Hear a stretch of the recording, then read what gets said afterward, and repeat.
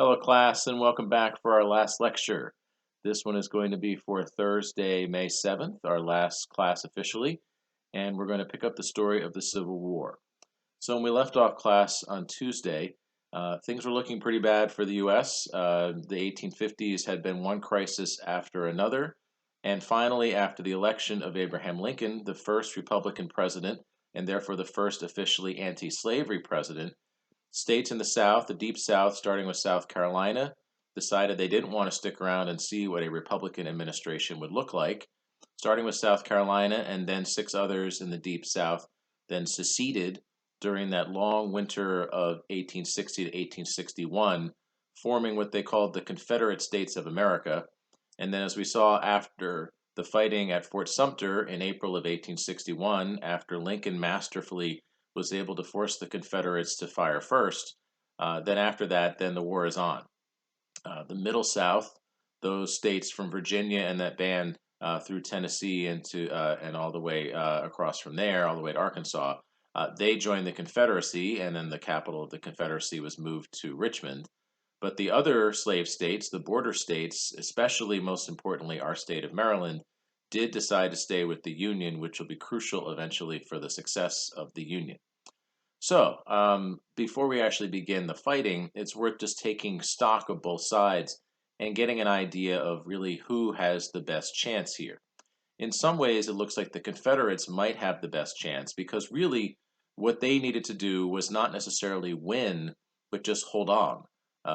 They're in some ways in a similar situation to what Washington and the American Revolution were doing, where they really didn't necessarily need to win the war, but just to get the other guys to give up. And the Confederates are fighting on their home turf because if the Union is going to win, they're going to have to take over the Confederacy and defeat it, which means that they're going to have to invade. And therefore, not only are the Confederates going to be fighting for their own part of the country, they're in a place that they're going to recognize, whereas the Union is fighting for maps that a lot of times they don't even know where they are half the time in this war. There was also a long-standing martial tradition in the South. Many families in the South, wealthy families, would send some of their sons to West Point or Annapolis, and there's a fighting tradition in the South, whereas wealthy families in the North wouldn't send their kids to West Point or Annapolis so much as they might send them to a place where they could get education in business so that they could join the family business. And in many ways, the Union is going to be catching up to the South in terms of its military leadership. The Union military leadership is pretty poor for most of the war, and it's one of the reasons why the South has a shot. But in many, many important ways, the North really has the most obvious advantages. First of all, the North, in terms of population, is significantly bigger than the South. Approximately 20 million people in the North, approximately 9 million people in the South, excluding the slaves, who, until the very, very last desperate days of the war, no white person in the South would have considered giving a slave a gun out of fear that the slaves would turn the guns on the white folks.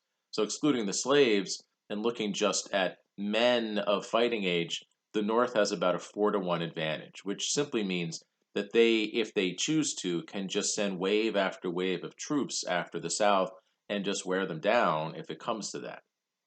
Now, the North also has some other significant advantages. Given the kind of modern warfare, modern for the times, that was being fought in this war, the North has the major advantage of being able to manufacture things necessary to win a war. The North had, in the last census before the war began in 1860, the North had about 90% of all the manufacturing of clothing was in industries in the North, about 90% of all manufacturing of steel, which is going to be used for cannons and other things, about 90% of all manufacturing of shoes. All of that took place in the North, the remainder in the South, and those are all things that you're going to need to fight a war. You need to put clothes on your soldiers. You need to give them something that they can fight with. And basically, the South has a negligible amount of manufacturing capacity. They've got a lot of cotton, but I'm not sure that's going to be much help because you can't really ball up the cotton and throw it at the other guy and hope that you're going to win. The North also has much better communications and transportation of the railroad trackage, and we talked about this when we looked at the map during the transportation revolution. Most of the transportation that had been laid down in the decades before the Civil War was laid down in the North. The canals, but especially the railroads, the vast majority of the railroad lines are in the North, which means they're going to be able to move personnel and equipment much more efficiently than the South is going to be able to do. And the telecommunications of the day, they're not at telephones and certainly nowhere near the kinds of communication that we have today. But the telegraph had been invented in the 1840s, and telegraph lines followed the railroad very closely because when the telegraph gets broken, when the line is broken, then you ride the railroad out and find the place where it's broken and then fix it. So, since the North had most of the railroad lines, it therefore had by far the most of the telegraph lines, which means that their long distance communication is also going to be better than the South. So, there's lots and lots of reasons why the North should win. And as it turns out, the North is going to win. Sorry to give away the ending there. Strategy for both sides is going to be very important for determining how this war is going to turn out. For the South, their goal, as I said, was a defensive war, similar in some ways to the war that Washington fought during the American Revolution. Their goal is going to be to hold on and to hold out. If necessary, they can trade territory for time because they are pretty well unified, with the exception of some of the Whiggish areas, places like the western counties of Virginia, for example, which had not voted for secession. Eventually, when the Union Army got into that part of Virginia, after they consolidated it, then those counties actually seceded away from Virginia and rejoined the Union, which is where West Virginia comes from in 1863. But for the most part, most white people in the Confederacy are in favor of the war, and so that's going to be an advantage that they have to defend themselves, and it's also going to help them strategically. What their goal is, again, similar to the goal of the Americans during the Revolution, is to see if they can get some outside help. So not only are they fighting this defensive war in an analogous way, but they're also looking, as the Americans did, for outside help. You'll remember the Americans got help from the French, and then to a lesser extent from the Dutch and the Spanish, but the French were the key. The French are not really the key part of the story here as far as the Confederates are concerned. Instead, they're looking at the British. They're hoping that the British will recognize the Confederacy as a separate government and will open up ties, economic and political ties with them, which they think will help them in fighting the war. In part, they think this is likely because so much of the British textile industry relies on cotton that is grown in the American South. And so those economic ties, as well as what the Confederates considered to be cultural ties, led them to believe that they could get help from the British government.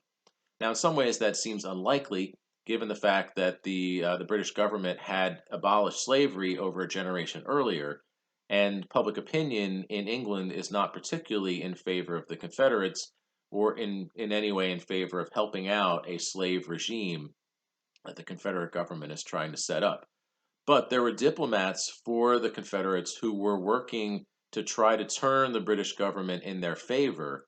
Their goal is what's called cotton diplomacy, which is to use that economic tie of cotton as a way to try to turn the British in their favor and either help them out economically or maybe even recognize them or maybe even declare war on the North. They're looking for that kind of outside help. To try to leverage cotton and to try to prove to the British how much they needed the Confederate cotton, the Confederate government decided early in the war that they were going to stop selling cotton to the British until the British recognized them and offered to help out. This turned out to be kind of a bad idea because the British found other places in the world that they could get cotton from, places like Egypt and India. And so it didn't really have the big economic effect on the British economy that the Confederates were hoping for. And by the time they realized that they had made a mistake, it was too late, their chance really to get the British on their side was pretty limited. So that effort at cotton diplomacy really didn't help, which means that the Confederates, they're going to be on their own. As for the Union strategy, the Union being the North, whose goal is to reunify the country, the Union strategy of the public opinion strategy, and the strategy that really President Lincoln is pushing for pretty much consistently throughout the war, is to try to attack the capital of the Confederate government. Once it got moved to Richmond, it was, of course, quite close to the North, and especially it's quite close to Washington, D.C. And strategically, that seemed like a logical thing to do, to attack the other guy's capital in hopes that then you can overthrow the government or cause enough chaos that then you've defeated that attempt at creating a country. Um, so on to Richmond is really the rallying cry for most of the journalists, for much of the public opinion, and that's very much what President Lincoln is thinking. Um, but that effort to attack Richmond is going to be one of the reasons why there's going to be so much fighting in and around our area, and so many of the important battles are indeed going to be just really a short drive from where we are. Um, but strategically, that didn't actually turn the tide for the war until really the end of the war, when the Confederates had mostly used up their forces. In the meantime, though, the original general of the Union Army, who was originally in charge, and they're going to go through a lot of important generals before they finally settled on one who's going to finally finish the deal.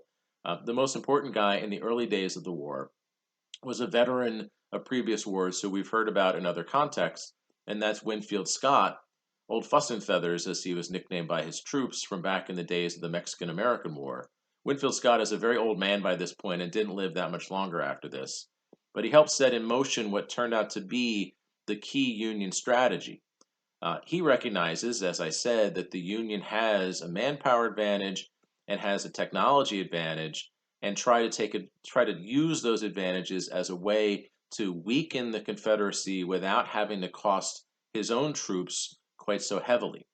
So, what he came up with was a multi part strategy that he thought would slowly strangle the Confederates, hurt them economically, make them sort of set up for finally a blow that would defeat them. First, he proposed setting up a naval blockade around the coast of the Confederate States. The idea there being the Union has access to most of the ships that the government had. The Confederates have only just a few, and therefore the Union, without having to use a lot of effort, could essentially stop the Confederates from being able to do business with most of the rest of the world, which is important not only for food, but also just simply for the supplies they need to win the war. Remember, they don't do the manufacturing necessary to make the things that you need to win a war in those days. They got to get it from somewhere, which is why they should have been selling cotton to anybody they could possibly sell it to. Eventually, when they realized cotton diplomacy isn't going to work, that blockade, which was pretty successful, began to sort of strangle the Confederate economy. And later, in later years, there'll be places in the Confederacy where they start literally to run out of food, and there are bread riots, and that really did have a significant effect. The other part of Winfield Scott's plan was to try to divide the Confederacy. The most important river in the country, really, but certainly for the South, is the Mississippi River, which is an important connection through that part of the country in the center of North America. Winfield Scott's plan was that the Union would try to take over the entire Mississippi River, which would not only have an important economic effect on the Confederacy, but also essentially divide it. And so the states west of the Mississippi River would then be isolated from the rest of the Confederacy. And so that process, the two parts of setting up a blockade along the East Coast, and then on the west side, taking over the Mississippi River and dividing the Confederacy, those two things would weaken the Confederacy, and then the Union forces would collapse on the remaining states of the Confederacy. And essentially, the plan was that at that point, the Confederates would be weakened enough that one or maybe two more final blows would kind of do it, and they would sort of come in from both sides and crush the remaining resistance. So, that plan that Winfield Scott laid out, to me, sounds like a pretty logical plan because it is taking advantage of some of the Union assets, which is that they have more military power and they have more manpower, and so they can do a complicated plan like this. But most people in the North thought this was a dumb plan because they were expecting this war to be over quickly. Most people in the North, right after Fort Sumter, are excited about the possibility of crushing the Confederates and showing them that they didn't dare to try to break away from the Union in this way. And people in the North mocked Winfield Scott's plan, eventually got the nickname in the newspapers the Anaconda Plan. Now, you may have seen the terrible movie starring Ice Cube and J-Lo, Anaconda, or multiple sequels, which is baffling to me. Those movies would have you believe that the anaconda is a scary, scary creature, that snake will wrap around you and crush the life out of you. And indeed, that is how it gets its prey. But the anaconda squeezes its prey very, very slowly. And honestly, in the first movie, if Ice Cube got surrounded by one of those snakes, really all he needs to do is just try to stay alive long enough for somebody to come and shoot the snake, because it often can take days or even weeks for an anaconda to squeeze anything big enough to be a human. Um, they're not really that scary at all, is my point. And when the journalists are referring to Winfield Scott's plan as the Anaconda Plan, they're making fun of it because of the slowness of it. Yes, eventually the Confederates would be crushed to death in the pincers of the final part of the plan. But in the meantime, most people thought, well, that's just a waste of our time. We should just attack into Virginia, crush these guys, push them out of the way, and then we'll easily win. The irony is that all of the attempts to fight through Virginia to get to Richmond, most of them have no real strategic value. The Union does very poorly in most of those attempts to do that. And in the end, the Anaconda Plan is really going to be the thing that puts the Union over the top. It is slow, though. It does take a while. In the meantime, frequently things look poor for the Union. A lot of that has to do with leadership. The union leaders are, for the most part, quite poor at their jobs. Most of these generals get their positions because of political connections and the diciest amount of actual military experience, whereas a lot of the Confederate leadership is much stronger strategically, and just has more experience. And the key guy on the Confederate side is going to be a general who comes out of Virginia, a guy named Robert E. Lee. Winfield Scott had actually told Lincoln that Lee was the best military mind in the country, and Winfield Scott knew that he was really too old to run a war like this. And so he had told Lincoln, when Lincoln took office, you should put Robert E. Lee in charge of the Union Army. And Lincoln actually reached out to Lee. Lee said, well, I love the Union, but I love my state of Virginia even more, and I need to see what they're going to do. After Fort Sumter, when Virginia seceded and joined the Confederacy, then Lee left the Union Army and wound up working for the Confederates, and because of his genius, became the most important guy in the Confederate Army, leading the Confederates in most of the fighting here in the East. He does survive the war, and of course his side loses eventually. A legend sort of builds around him on both sides. For a while, it looks to the Union like they can never beat the guy. And well after his death, many people in the South think of him as sort of a legend, the guy who almost pulled it off for the South. The revenge that the Union got against him after the war was over, they expropriated his land, they let him keep his house. And so for the rest of his life, he got to look out his window as the Union Army soldiers were buried in his front lawn, because Arlington Cemetery used to be his plantation. And so after the war was over, the Army then turned it into a cemetery. So he has to look out his window and see this happening. Sort of a nice little, zoom to Mr. Robert E. Lee. But that happened later. In the meantime, Lee is consolidating his guys in Virginia on one side of the Potomac, and Lincoln is scrambling to put together an army on the U.S. side of the Potomac. In the immediate aftermath of the Battle of Fort Sumter, the attack on Fort Sumter, it's not really much of a battle. Both sides were convinced, in the heat of patriotism that came after that event, that not only was there fighting to be done, but that the fighting would be over very soon. Confederates sign up, young men in the Confederacy sign up because they're desperate to show the Yankees. And then many young men in the North signed up to join the Union Army. In both cases, everyone presumed this would be over pretty quickly. One or two big battles, and then they assume that their side is going to win, and this will be all over very quickly. And there's so much of that sense in the North that in these signups in the early days after Fort Sumter, the Union Army only asked people to sign up for 3 months. Gives you some idea of how little they knew about what they were getting into. Well, after 3 months had passed after Fort Sumter, and you get into early July of 1861, and these Union forces that had gone to fight a war against the Confederates and to try to crush Confederate resistance, those guys they'd gone pretty far. They really have made quite a difference. They have taken over so much of the Union. They've gotten to Arlington and Alexandria, just around the corner from us. That's pretty much all they'd accomplished, and had very little to show for themselves. And there's a lot of pressure, public opinion pressure, on the leaders of the Union Army to do something with these soldiers before they all gave up and went home, because they'd only signed up for 3 months, and a lot of them are prepared to finish up their term of enlistment and go home and tell their friends, "Yeah, I fought in the war, and that was pretty fun. We didn't really do very much. It wasn't that hard." So there's a lot of pressure on the Union Army to do something. And Lee and the army that he's put together in Virginia, they're not far away. And the pressure from President Lincoln and from Northern public opinion is, just head in that direction. Just push away from where you guys are and head in the direction of Richmond. Lee will have to defend because he can't let you just keep on marching and getting all the way down to the capital.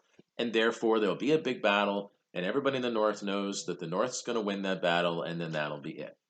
So, not really with a great strategy in mind, the Union Army leaders did begin to push away from the little parts of Northern Virginia that they had taken, and headed roughly out Route 66, with the ultimate goal of pivoting toward Richmond. And Lee, of course, seeing this happening, then had to respond. And ultimately, it became clear that the two sides were going to fight. This is now July of 1861, and it's close enough to Washington, D.C., the place where they're going to fight, that people from D.C. could come and watch. And that is effectively what happened. People ride out in their horses, they pack a picnic lunch. There are people from the Supreme Court and senators and government staffers. They bring their girlfriends, they dress up because they want to go see the war. And a lot of them wound up on this bluff nearby, and they're watching this battle take place at a place that we know as Manassas, because we know that town, which later grew up into a much larger town. At the time, Manassas is just a tiny little whistle stop. It's just a tiny little village. And it didn't actually even appear as that on most of the maps that the Union Army is using as they're trying to figure out where they are. They don't have maps of the South as their planning strategy because they hadn't planned on fighting a war in the South. So the Union here, as in the case of many of the other battles that they fought, they named the battle after the closest thing they could find on a map, which is usually the closest river or creek or some sort of water. And so the Union names this battle the Battle of Bull Run, because there's a little creek there that's called Bull Run that they can see on their map. The Confederates name it the Battle of Manassas. Because the Union's going to win the war, I will use the Union name for it. And I will point out that this is actually the first Battle of Bull Run in July of 1861. A whole year later, they wound up with another one that's not as important because this is the first real battle. Well, so both sides got together in this battle outside Manassas. And it's a one-day battle where the people who are cheering on the bluffs nearby are excited. It's like they've gone to see a football game, which someday we'll get to go to again. And they're watching their side and hoping that their side has the momentum. And the momentum shifted a few times during the day. At various times, it looked like the Union was going to win. At various times, it looked like the Confederates were going to win. At the end of the day, the Confederates got some reinforcements, which then demoralized the Union forces who were in the battle. They had fought hard all day long, and then it looks like the Confederates are going to get reinforcements and turn the tide. And remember, many of these soldiers for the Union had only signed up for 3 months, and so this is going to be it for them pretty much. And that made it a lot harder for discipline to be maintained, as some of the Union Army started to run away when they saw these Confederate forces come up. then that became contagious, and essentially then the Union Army fled the field. A major victory for the Confederates in the first big battle of the war, which confirmed for the Confederates that this, as far as they are concerned, this is going to be easy. They had really thought that the Union soldiers were going to be just cream puffs, and it really fed into their hubris, and also helped build the legend of Robert E. Lee, who, it must be said, wins most of the battles that he's involved in when he's the leader through most of the war until really the very, very end. So this is the beginning of that. You can imagine what this is like for the people from the Union government who have come to see what they think is going to be a big victory, and suddenly they see their army fleeing the field. They better hightail it back to Washington, D.C. as well before they're in trouble. After the Battle of Bull Run in the North, they continued to sign people up for the Army. But from after that, they're not signing people up for 3 months anymore. Enlistments at that point are for 3 years. Because after the Battle of Bull Run, that really showed a lot of the people in the North that this wasn't going to be as easy as snapping your fingers, that maybe they did outnumber the South, but in the end, it is going to be a harder thing than just sending the army out once and hoping that that's going to do it. So, for the next year, both sides essentially just sort of looked at each other across the Potomac. There are skirmishes and there are efforts on both sides. Every time there is any kind of conflict in the East over the next year between the Union forces and the Confederate forces, Lee and the Confederate forces always win. Uh, Part of the reason for that is that the Union forces in this part of the country, are led by a guy named George McClellan. McClellan was one of the few Union generals who actually had a big military background. He had gone to West Point, he had graduated near the top of his class. He is considered to be a military genius by people who know him well, and he did train his troops very well during the period when he was in charge. He made sure that they were well supplied, he made sure that they were trained in maneuvers, but he doesn't have the thing that the guy on the other side, Robert E. Lee, has. He doesn't have that killer instinct. He doesn't have that sense of he must attack. And so McClellan hesitated to use his overwhelming, in some cases, numerical superiority. There are many times when he could have attacked Lee, and taken advantage of his numerical superiority to probably overwhelm Lee, but he was worried to do so when he wasn't sure that he had all his guys in the right place. So there's a situation where he may outnumber Lee at the moment 2-1, then he'd rather wait until his reinforcements show up and he can outnumber Lee 3-1, which means that either Lee can attack him while McClellan's getting his act together, or Lee can back up and make sure that he doesn't get overwhelmed. And the initiative essentially was all Robert E. Lee's. Lee quickly figured out that McClellan is not so much of a fighter as he is an organizer, and therefore McClellan is not remarkably successful. So, in the meantime, while that's happening out east, and the smaller scale skirmishes, and there are some battles, as you get into 1862, McClellan is on the losing side and Lee is on the winning side of basically all of these. Lincoln is tearing his hair out. Northern public opinion is getting very frustrated.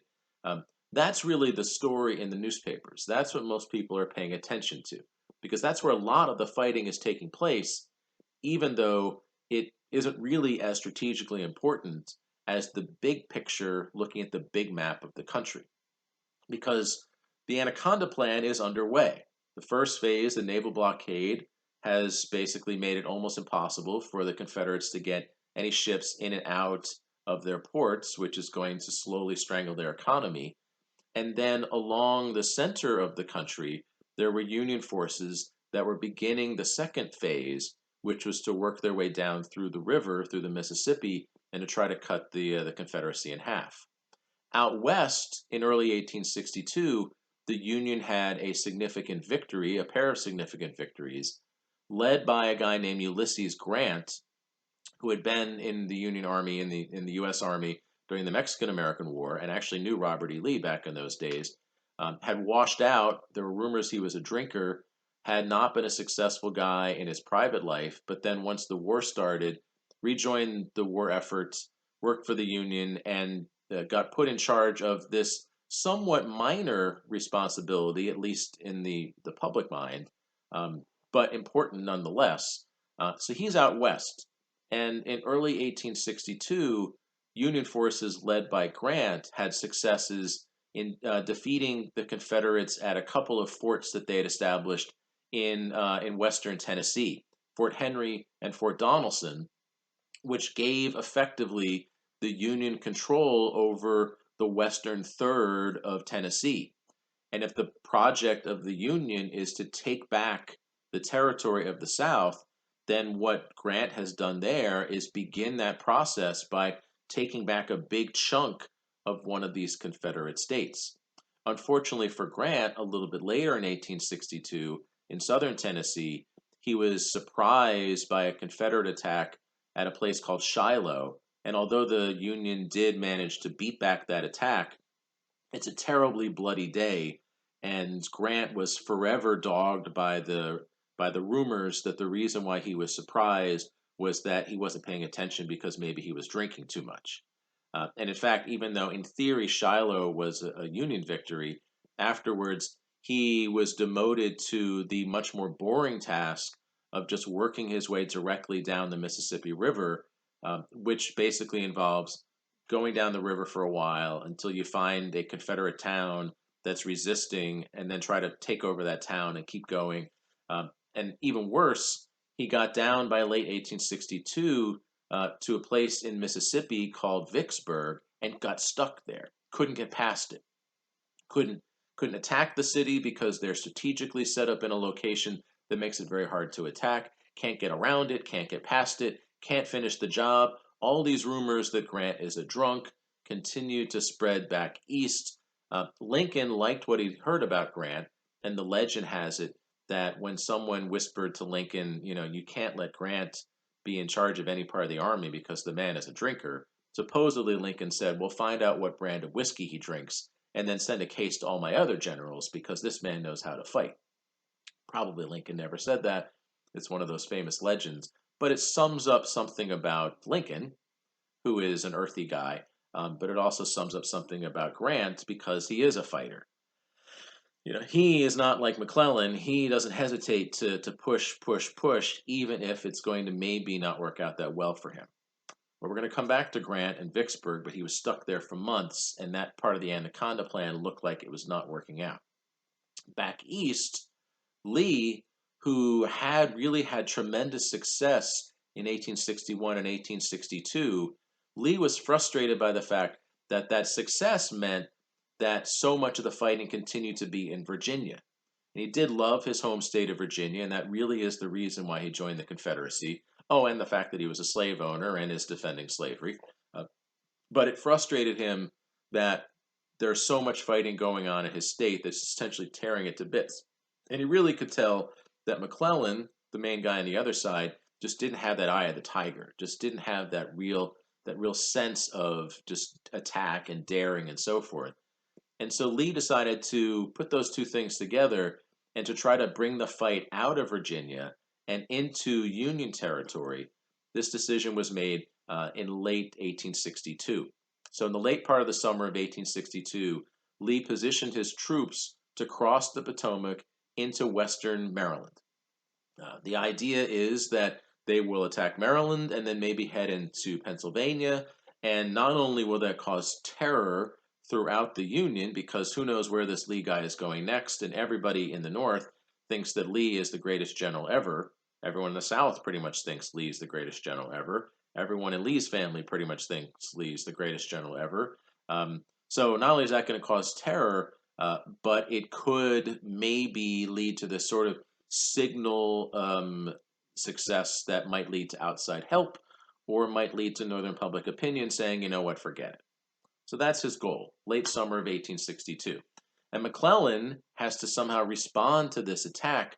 McClellan is not that kind of a guy. He's really not a quick, decisive guy, but he really is forced out of his shell when Lee and his troops cross the Potomac in western Maryland and head toward who knows where they're going to head toward. Maybe they're going to circle around and come back to D.C. Maybe they're going to head up to Harrisburg, Pennsylvania.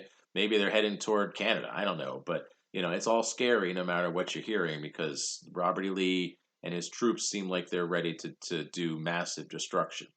So McClellan had no choice but to come after Lee when Lee and his forces were in Western Maryland. And in the end, both sides fought not far from the Potomac River in the western part of Maryland, again, not far from where we are right now. They fought in a battle that it's called the Battle of Antietam. There's actually, again, there's a town near there that the Confederates named it after, but Antietam is the thing that the Union found on their maps. And so since they won, that's the name of the battle. And it's essentially a draw. During that one day of fighting, the Union and the Confederacy essentially fought each other to a draw. But it's also the bloodiest day in American history to that time, and maybe still. 10,000 troops lost on both sides, either dead or wounded. Nobody had ever seen anything like this before. This incredible blood and violence, the destruction, the destructive capabilities of warfare by the Civil War are beyond anyone's imagination. No one had ever seen anything like this before. Antietam is a really horrible, horrible day for both sides, but the Union considers it a victory because after the battle was over, Lee retreated back across the Potomac into Virginia. His effort to take the battle into the Union had failed because McClellan had stood up and maybe not won the battle, but managed to inflict enough casualties on Lee's forces. Lee doesn't have enough guys that he can lose 10,000 men. And that's a significant thing for him to deal with. So he headed out, and afterwards, therefore, the Union considered Antietam to be a victory because they had stopped Robert E. Lee, which is the first time that they've been able to say that basically since the beginning of the war. So that starts to help turn things a bit for the Union, but that's not even the most important thing about the Battle of Antietam, because Antietam provided President Lincoln with the cover that he was looking for the Emancipation Proclamation. Now, slavery and the war were not connected at first in the Union mind. Lincoln made very clear that his goal and his only goal was to preserve the Union, to force the Confederate States back into the country. Congress agreed. They passed a resolution in 1861 stating that the entire goal of the war was simply preservation of the Union, forcing those states that had left back into the country. Slavery was not on the table. But there was pressure on Lincoln because he could tell that the continuing existence of slavery was helping the Confederates, if for no other reason than the Southern economy, which is based on plantations, is still, to whatever extent it can, continue to grow things and then sell that for the stuff that they need to fight the war. And therefore, slavery's continued existence did help preserve the Confederate effort. And so, as a military concern, Lincoln had to address the fact that there continued to be slavery in the South. And he is commander in chief of the Union Army, and therefore, under cover of that particular thing that he has, Lincoln decided that, as he put it to a friend of his in a letter, the day came when I realized that slavery must die if the Union would live. The Union and the preservation of the Union is his top concern here, but he believed that strategically slavery was standing in the way of that success. And of course, you and I know that slavery was the underlying reason for the war in the first place, and so he is beginning to slowly turn in that direction and address that key issue. But Lincoln wrote up a preliminary document which he then handed to or showed his cabinet members in the summer of 1862, which would use his military authority to ban slavery in the South. His cabinet members were all for it, and of course, there'd been lots of public pressure in the North about this. The abolitionists have been talking about this from day one, in fact, since 30 years earlier, if not earlier than that. But here's Lincoln finally coming around in sort of a slow, hesitant way to that idea. The cabinet members thought that this was a good plan. But Lincoln's Secretary of State, William Seward, who we heard about previously, Seward, who is really the most important member of the cabinet and Lincoln's key advisor, pointed out that if they issued this document in the summer of 1862, it would look kind of desperate. the Union really had almost no victories. They're losing to Lee constantly, and it's been a while since they had the victories that Grant had out west, and so they don't have those to hang their hat on. And really, the story, the front page story over and over again through the summer of 1862 was Union loses, Union loses, Union loses.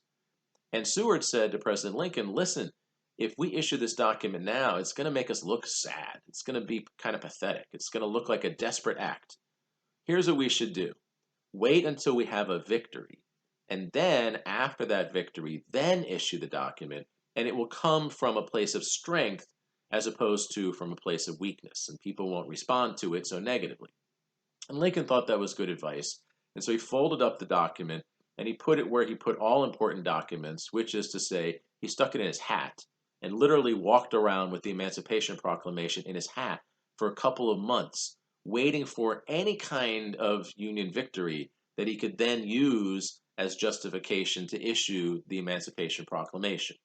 Finally, Antietam happened in September of 1862. I just said it was a draw, and it really is militarily a draw, but strategically it looks like a victory for the Union because Lee withdrew, and anytime you can get Lee to retreat, that seems like a victory. So in the northern newspapers, they called it a victory, and within a few weeks, Lincoln then issued what's called the Preliminary Emancipation Proclamation in October of 1862. This document said that any states that were still in rebellion as of January 1st, and so he's giving them time, any states that are still in rebellion as of January 1st, 1863, slavery would be abolished in those states based on his authority as commander in chief of the army, because for military reasons, slavery had to go away in those states in rebellion. I'm not really sure that constitutionally this holds up, and I'm not really sure whether this is something that would last beyond the war, but anyway, that's the idea. So he's giving them a chance. If they want to give up, they can keep their slaves.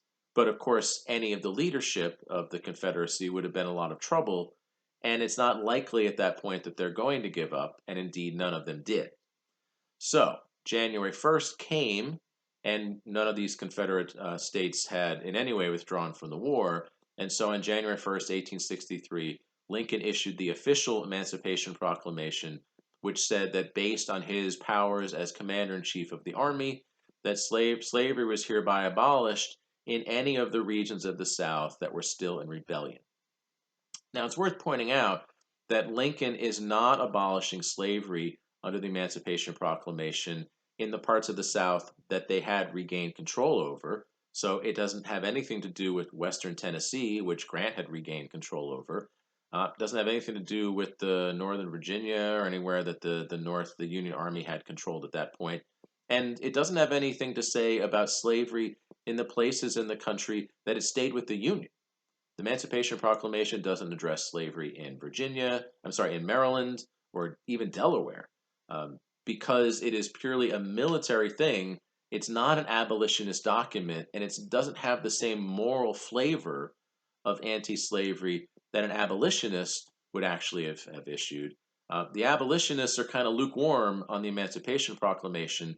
It does seem to shift what the war is about, and so they welcomed it in that way, but they were looking for a much broader thing from the U.S. government, something that would more fervently attack slavery. Um, the real question here, can Lincoln even do this? Does he have the constitutional authority for it? Who knows? It's not really tested in the courts. Would it last beyond the end of the Civil War? Who knows? That part's not really tested in the courts. But the thing I want you to notice about the Emancipation Proclamation is that ultimately you could argue that it didn't do anything, because Lincoln is saying, all of you states that are still in rebellion, your slaves are now freed, but he doesn't control those states. Those states are part of the Confederacy, and they have decided they've gone their own way, and Lincoln's authority means nothing to them. If the Union loses the war, the Emancipation Proclamation not only will mean nothing, but will be sort of a ludicrous document issued by a desperate president. So it's a very limited document in many ways, despite the fact that Lincoln has the reputation that comes from the Emancipation Proclamation, the great emancipator, that Lincoln freed the slaves. And in reality, he did so at best on paper. And this document will mean nothing unless the army can really enforce it. And then maybe even then, if the war is over, then maybe it won't matter anyway. So it's a limited document in many, many ways. But even the limitations of the Emancipation Proclamation shifted the tone of this war. In the South, their response to the Emancipation Proclamation was, "We knew it. We knew you guys were out to steal our slaves. We knew you guys were trying to destroy the thing that makes our country, our part of the country go." And therefore, it helped jack up and renewed their efforts to defend not only their part of the country and what they thought of as their own country, um, but also their institutions and their most crucial institution of slavery. In the North, even the limited Emancipation Proclamation, even with all the limitations on it that I just outlined, though the very idea that the war is now not just a war about restoring the Union, which was broadly popular in the North, but now was a war also to end slavery, that was dramatically unpopular in the North. Many soldiers are iffy about fighting a war that's now also about slavery. They were convinced that the South would fight stronger and that this would make the war last longer because the South would have something else to fight for. Their family members are worried that this is going to extend the war and that there's going to be more casualties.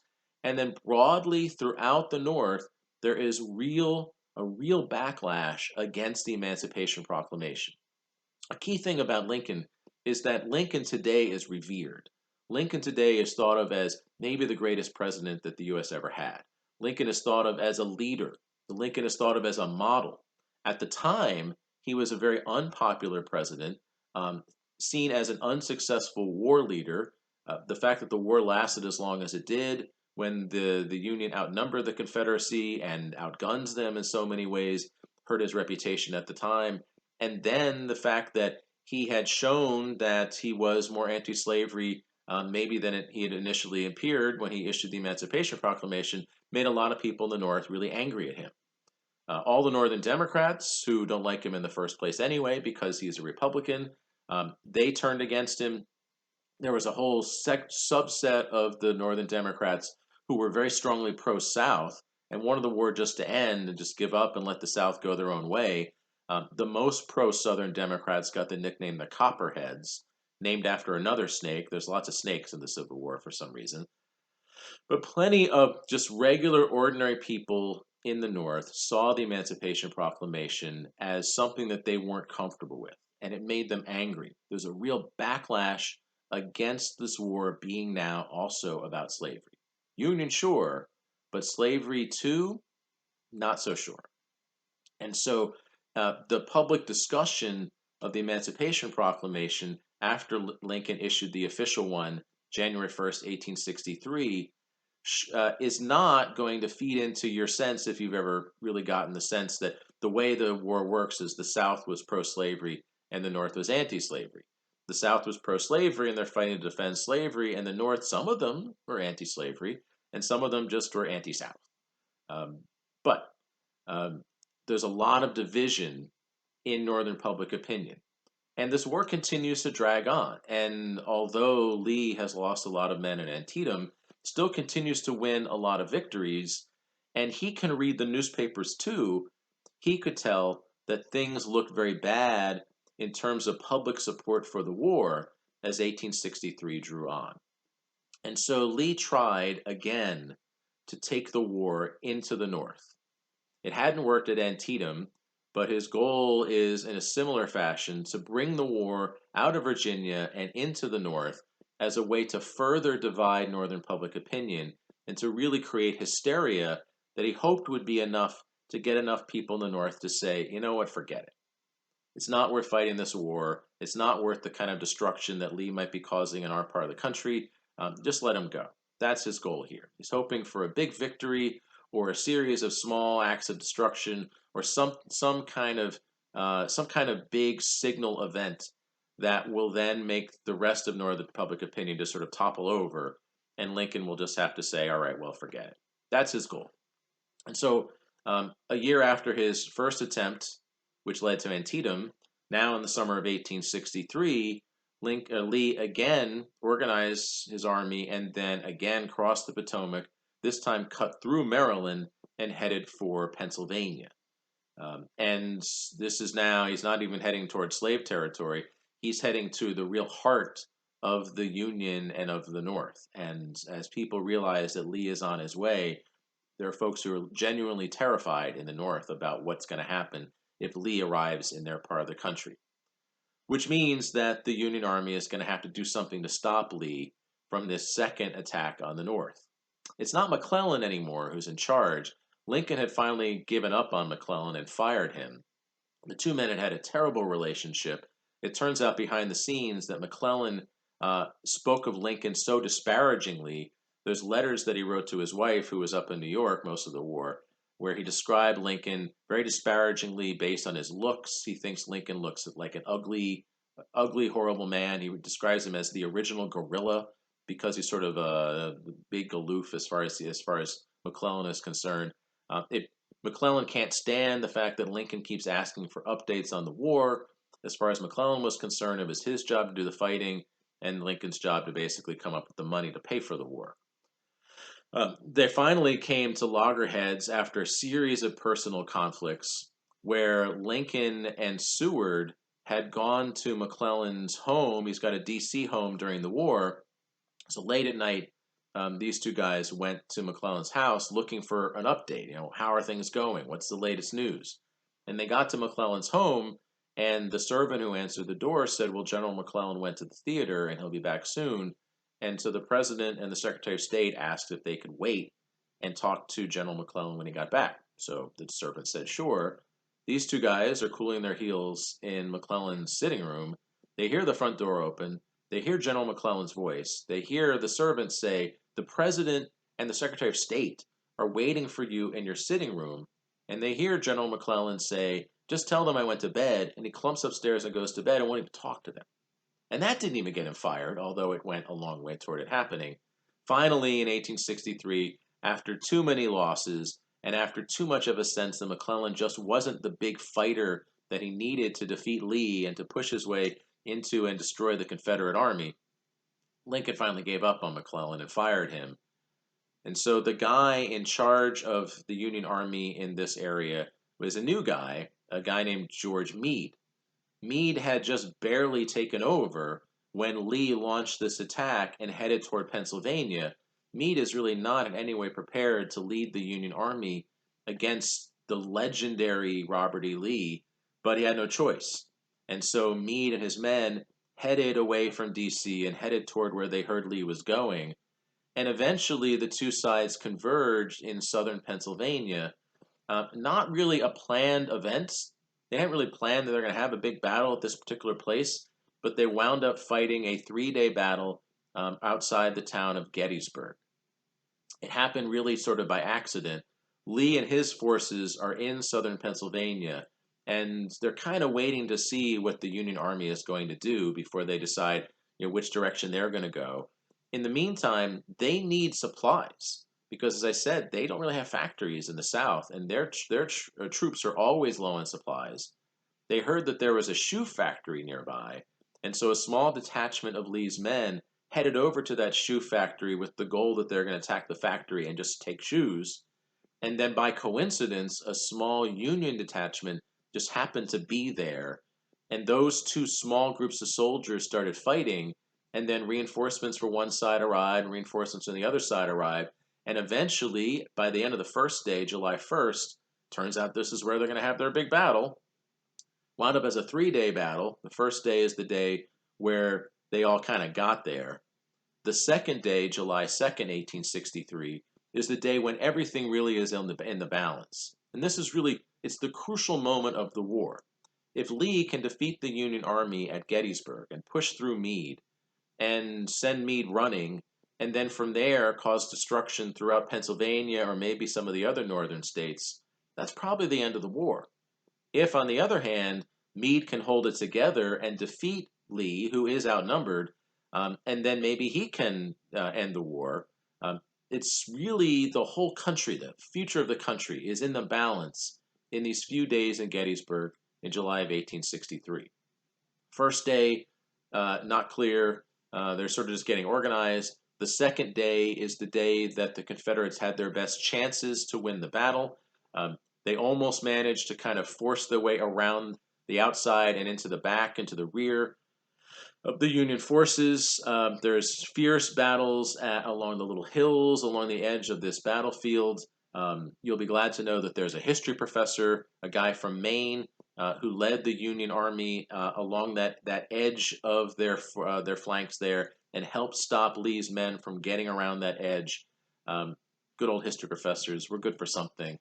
And then Lee, after that second day, he lost a lot of men and had not been able to gain the advantage, should have realized that he had not succeeded in what he needed to do and backed up like he did at Antietam. Foolishly, he stuck around for a third day and wasted many more men than he really could afford to lose, including the famous and foolish Pickett's Charge, where a bunch of his soldiers who had not been in the fighting earlier, the goal was that they're going to head right up the middle of the Union forces, which is foolish and foolhardy, but they thought, well, no one's going to expect us to do this, and if we can succeed, then the rest of the Confederates can come behind us. It didn't work out well at all, and Pickett and his men, most of them get chopped down in the firepower of the Union as they're waiting for these guys to come. Then Lee retreated. In fact, Lee's troops are decimated after their failure at Gettysburg, and this is a major, major victory, a huge turning point victory for the Union. This linchpin moment is working very much in favor of the Union, and the Confederacy seems like it's really on the ropes.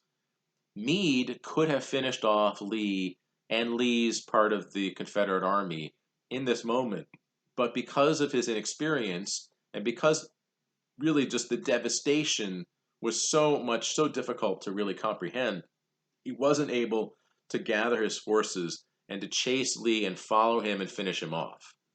And that failure not only gave Lee the chance to keep an army in the field for the next year and a half or so, but also led to Meade getting fired.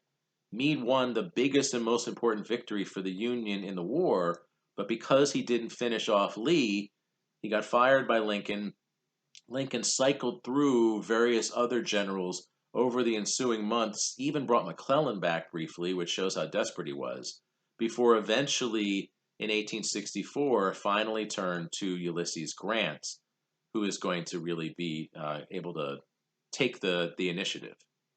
But that seemed uncertain when last we heard of Grant, because the last we heard of Grant was that he got stuck outside that place, Vicksburg, along the Mississippi River, a city in Mississippi that looks down on the river. He hadn't been able to get through it or around it or take it.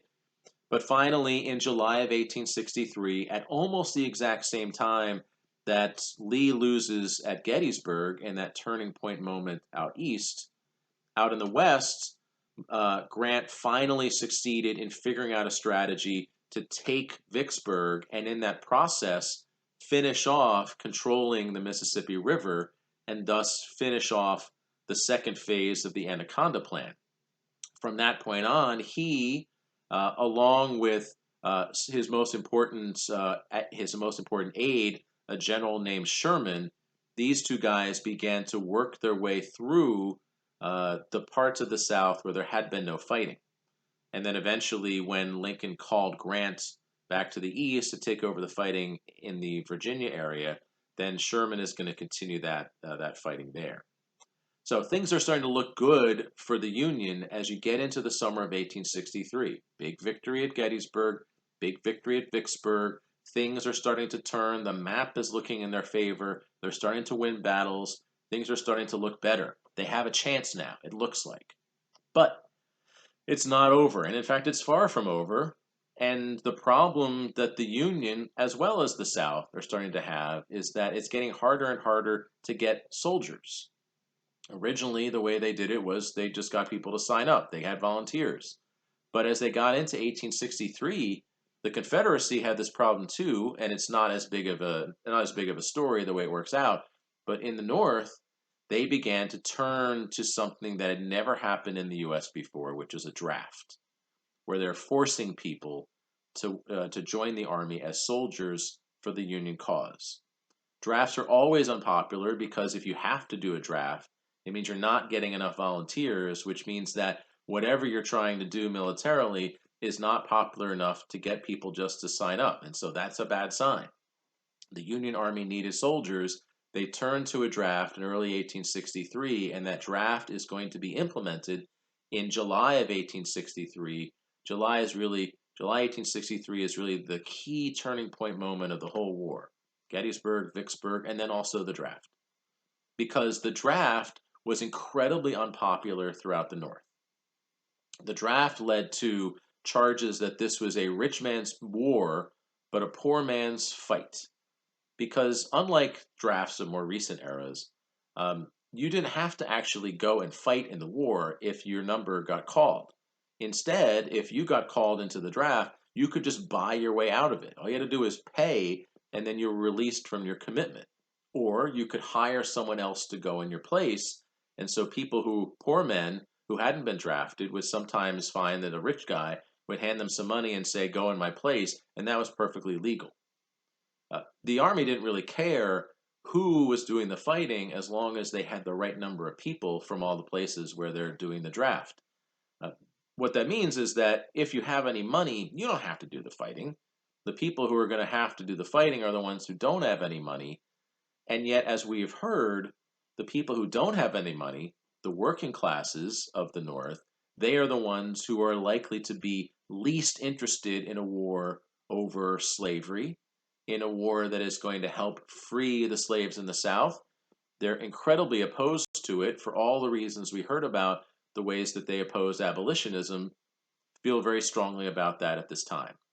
So, the sense among the working class of the North, the people who are likely to be called up as soldiers, is especially opposed to the war effort in 1863 after the Emancipation Proclamation, and yet these are the people who are going to get called in the draft. They're not going to get out of it. And in the biggest working class centers of population, in the big working class cities, there was a lot of resentment against the draft and a lot of resentment about what it meant for the way the government was treating them. And that burst open in rioting against the draft in New York City in July of 1863. So the day that the draft numbers are supposed to be called, and there's machinery and some randomly assorted numbers are going to get called out.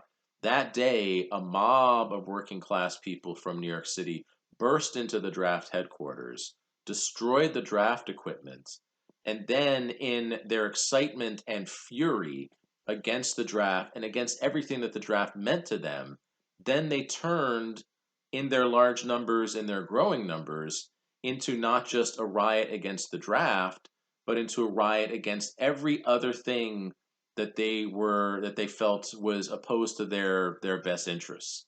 And so the draft riot in July of 1863 then turned into a multi-day riot through the streets of New York City. These rioters raged as they attacked prominent Republicans and attacked them in the street or burst into their homes and caused violence there.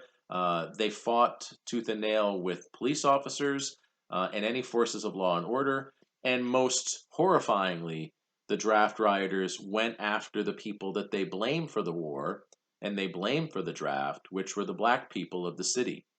And the draft riot, which started out as a working class uprising against what they considered to be poor treatment in the draft, turned into a race riot. We don't really know how many people were murdered by the draft rioters because the violence was just so pervasive, and it's not like anybody really can count everyone in all this horrible excitement. But our best guess is dozens, if not hundreds, of African Americans were lynched in the streets, the working class neighborhoods of New York City, and the riot was not ended until finally troops from the army arrived fresh off the fields of Gettysburg and set up cannons along the avenues of New York City and threatened to shoot into the crowds, which finally dispersed the rioting. Now, eventually, the Union was able to get enough soldiers, and they did implement the draft, including in New York eventually, to get the soldiers that they needed. But the fact that there was this kind of violence shows the depth of resentment against the war and the depth of resentment among the working class against Republican Party, President Lincoln, the draft, the Army, and especially African Americans, um, a real incredibly horrific event. The draft riots of New York City in 1863 are the worst civil uprising that ever happened in U.S. history, with the exception of the Civil War itself, which, of course, is a third of the country fighting against the other two-thirds of the country.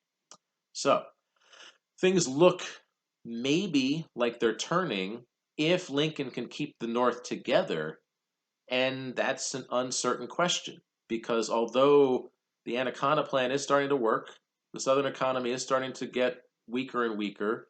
Lee has fewer and fewer men.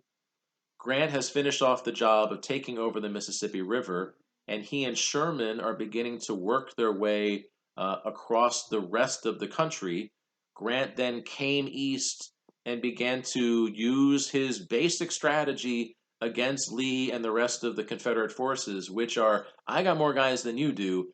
If we just keep fighting, you're going to run out of guys. Grant was really not very popular with the soldiers because his clear intention is just a war of attrition. Let's just keep fighting. Let's just keep having battles. I'm going to keep sending my guys after your guys. And of course, eventually, Lee's going to run out of people. But in the meantime, many of the Union soldiers are going to die as well. McClellan was much more popular with the Union soldiers because that guy, at least, didn't force them to fight wars where a lot of them are going to get killed. But Grant's strategy eventually is going to win. And in the meantime, Sherman is working his way across the deep South, taking the war to places where there had been no fighting before, got all the way to Atlanta, infamously lit it on fire, probably not intentional, but he is blamed for the burning of Atlanta.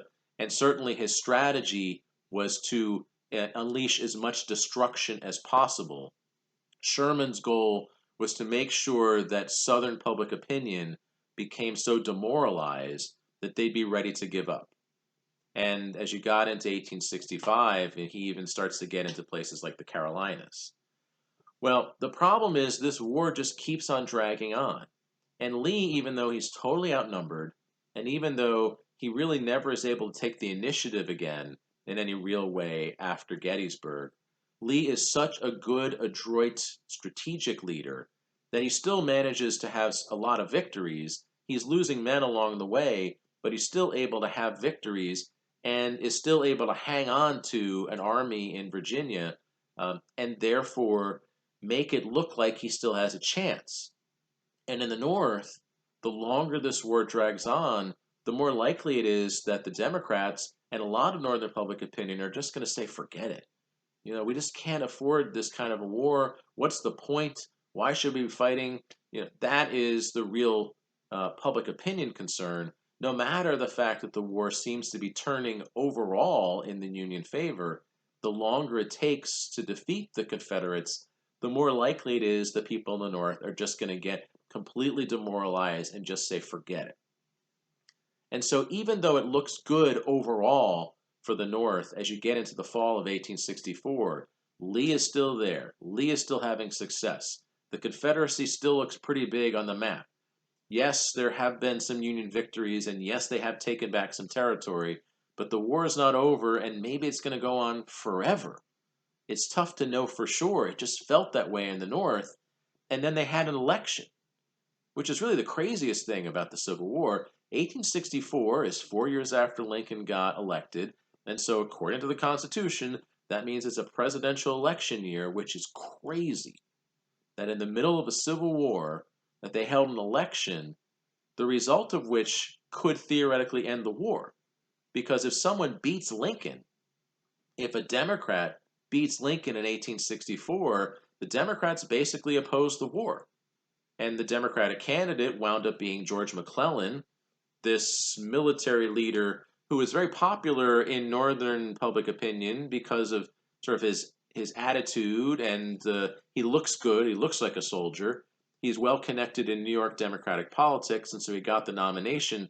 If McClellan had won, then he was calling for an immediate truce, which effectively would mean the war would be over. And so Lincoln, even though he is leading a war effort that is ultimately going to be successful, and even though in many ways he is helping lead Northern public opinion, in a direction that it needs to go, slowly inching away from support for slavery, slowly inching its way toward the emancipation idea. That is a difficult process, not always successful. Many people resisted, although today we think of him as an amazing leader, an amazing speechwriter. The Gettysburg Address in late 1863, his most famous example. His second inaugural address, I would argue, an even better example of the way he was able to explain the ideals of this war and what it meant for the country. Still, he could have lost. And the election of 1864 was very close. It appears in the end that the reason why Lincoln was able to win and get reelection was that soldiers from the Union Army voted for him, even though they knew that if he was reelected, the war would continue. It appears that the soldiers by this point wanted to finish off the job and couldn't support McClellan, even though his victory would mean that maybe they would get to go home sooner. They were at this point ready to finish off the job, and enough other people in the North felt the same way, although it was close. Lincoln did get reelected, but just by a hair's breadth.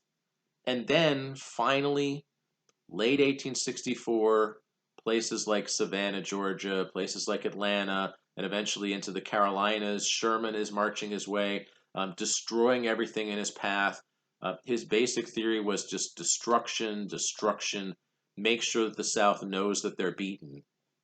Lee begins essentially just to run out of guys. Grant's effort at just wearing him down begins to finally show. And in early 1865, Grant was able to push Lee back closer and closer to Richmond. Eventually, in the spring of 1865, Grant and the Union forces took Richmond. And then the handful of Grant's troops, he could have tried to make the war continue, but he's down to just a handful of guys. And he realized that he had no chance. And so in April of 1865, Grant surrendered, effectively ending the war in his surrender at Appomattox Courthouse in Virginia, not that far from Richmond. And at that point, the war is effectively over.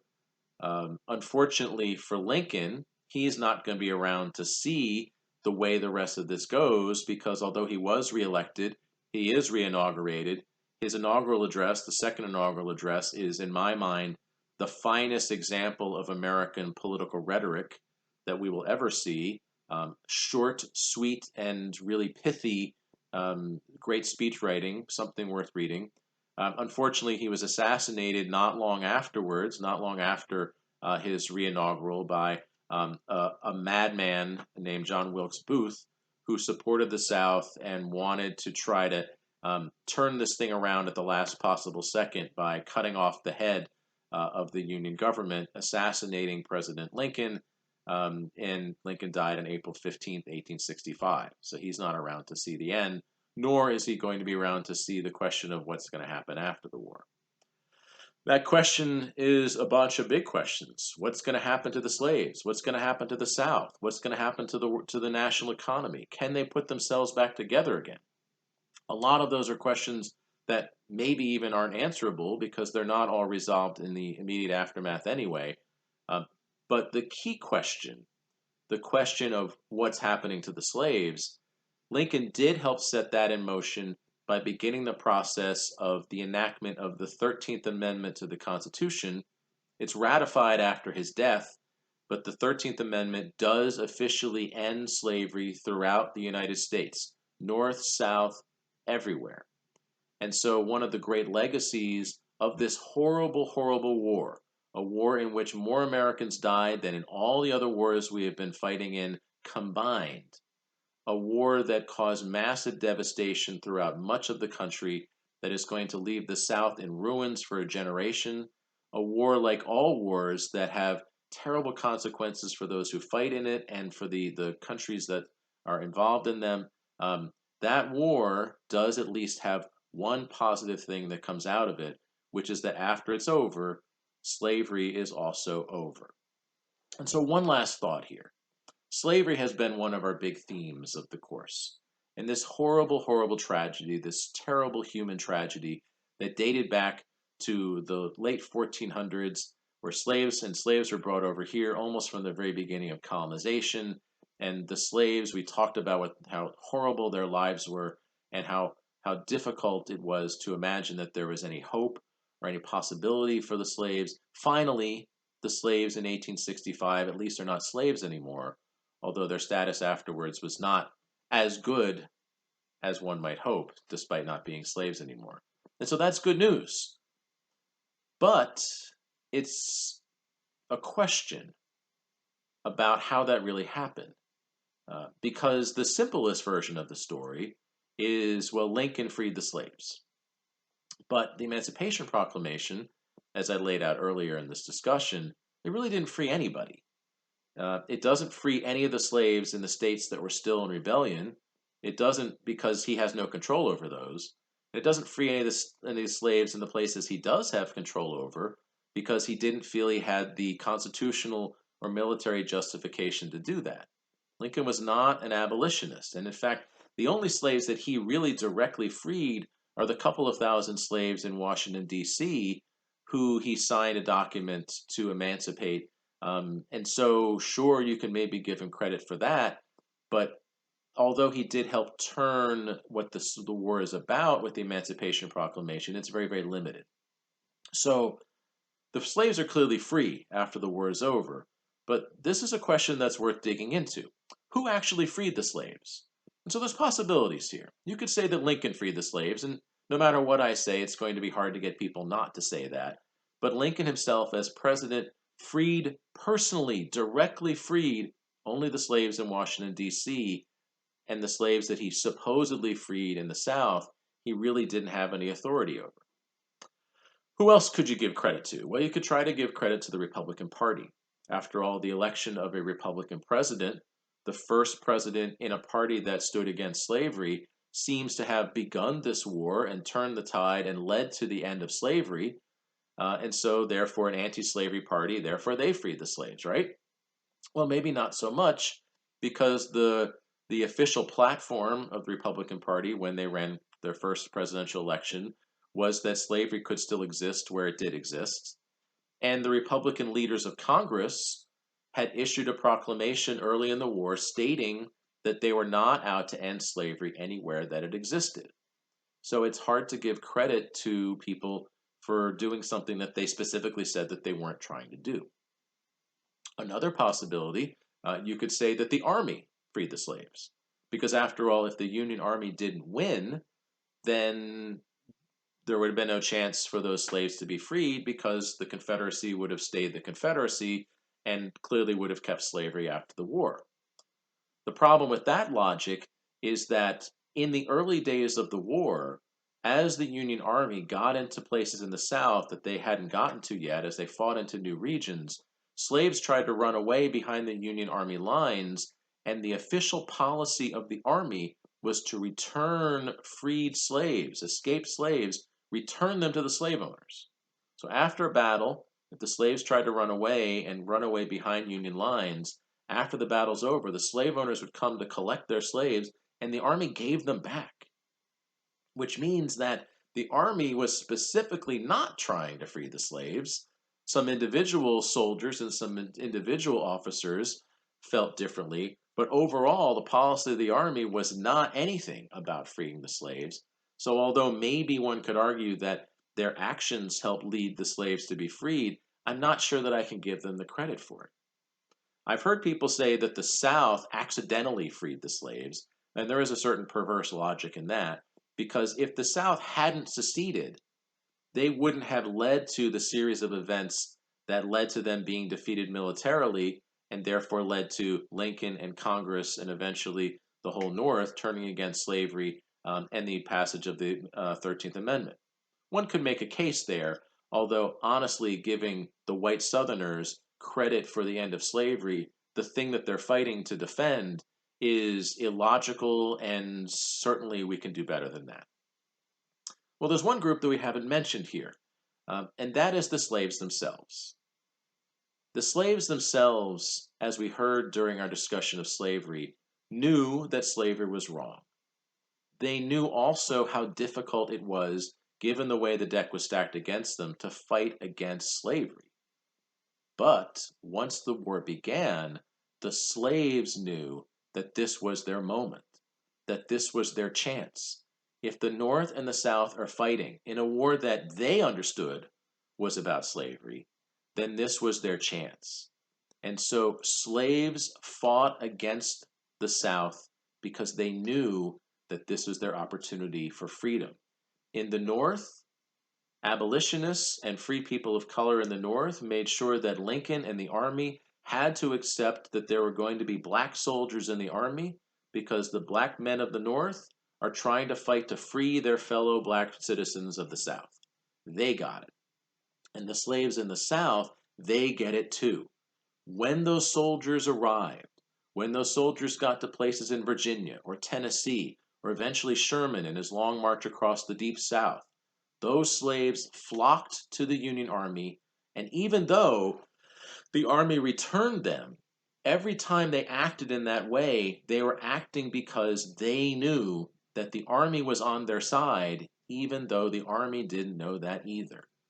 They are looking for support from Lincoln, from the Republican Party, from the Army, from the North, because they knew that the enemy of their enemy had to be their friend. The slaves did their best to support the Union Army. The slaves did their best to escape using the help of the Union Army, and the slaves then helped change what the war was about.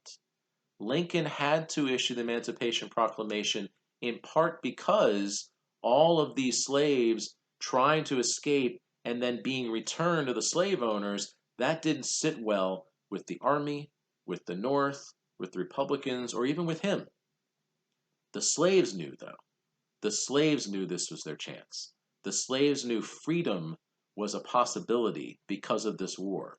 And in their actions, the slaves helped make this a war about them. The white people north and south might have tried to ignore that, might have tried to put that aside, might have tried to make this a war just about the Union, but the slaves would not let that happen.